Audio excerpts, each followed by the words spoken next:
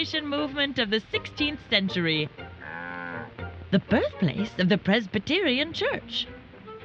Here we have John Calvin talking about the importance of reform. He believed that we must always be looking for what God wants for us in our lives.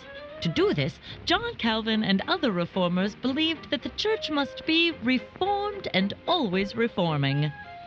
The Presbyterian Church took this lesson to heart, which is why, hundreds of years later, we see no significant changes at all. The Presbyterian Church is the same today as it was back at its founding. Essentially.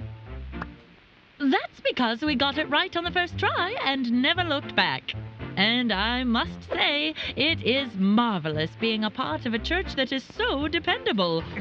Always the same reliable, comfortable church.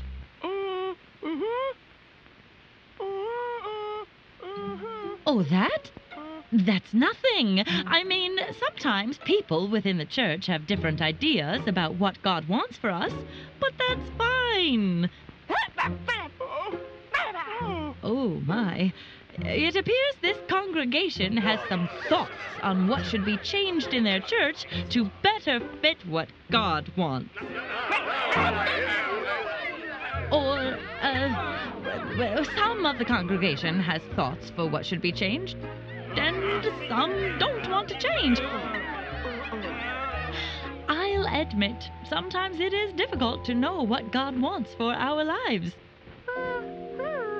Oh, we found a solution! Put it to a vote. Wonderful. They've talked about change, they'll vote, and then everyone can just move on. Lovely.